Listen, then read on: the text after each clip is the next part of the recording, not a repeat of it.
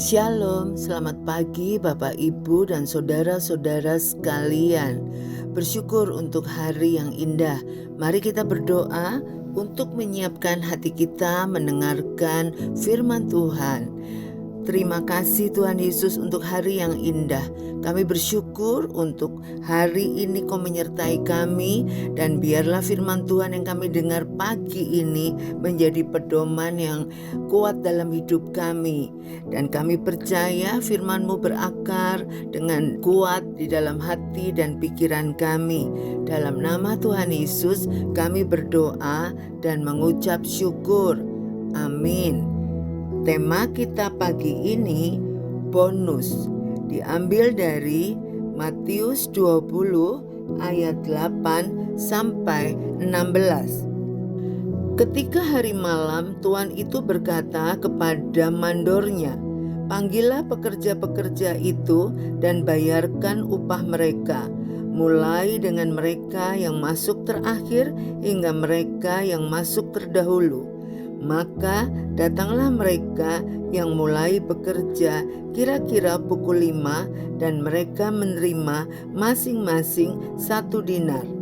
Kemudian datanglah mereka yang masuk terdahulu, sangkanya akan mendapat lebih banyak, tetapi mereka pun menerima masing-masing 1 dinar juga. Ketika mereka menerimanya, mereka bersungut-sungut kepada tuan itu. Katanya, "Mereka yang masuk terakhir ini hanya bekerja 1 jam, dan engkau menyamakan mereka dengan kami yang sehari suntuk bekerja berat dan menanggung panas terik matahari." Tetapi tuan itu menjawab seorang dari mereka, "Saudara, aku tidak berlaku tidak adil terhadap engkau. Bukankah kita telah sepakat sedinar sehari? Ambillah bagianmu dan pergilah. Aku mau memberikan kepada orang yang masuk terakhir ini sama seperti kepadamu. Tidakkah aku bebas mempergunakan milikku menurut kehendak hatiku? Atau iri hatikah engkau karena aku murah hati? Demikianlah orang yang terakhir akan menjadi yang terdahulu, dan yang terdahulu akan menjadi yang terakhir." Perbuatan manusia dapat dibedakan menjadi 3 jenis. Pertama, itu dilakukannya karena keinginan atau nafsu belaka. Kedua, itu dilakukannya karena mengutamakan kewajiban. Ketiga, itu dilakukannya sebagai buah dari niat yang luhur, bukan sesuatu yang wajib, namun dilakukan dengan tulus sebagai bonus. Yang pertama melahirkan kekacauan dan bencana. Yang kedua melahirkan ketertiban dan peradaban.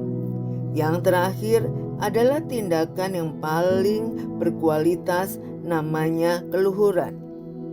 Yang dilakukan si tuan pemilik kebun anggur dalam parabel Tuhan Yesus adalah perbuatan melampaui keharusan yang wajib telah dipenuhinya. Kesepakatan upah sedinar sehari dipatuhinya.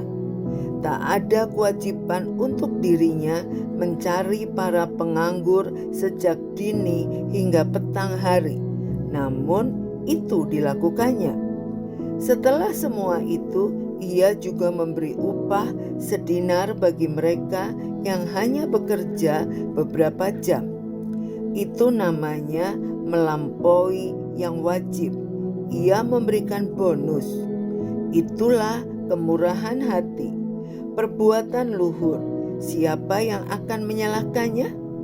Ternyata ada juga, yaitu mereka yang terikat iri hati, yang matanya tidak bisa terpesona oleh betapa berlimpahnya bonus kemurahan hati Tuhan atas diri dan kehidupannya.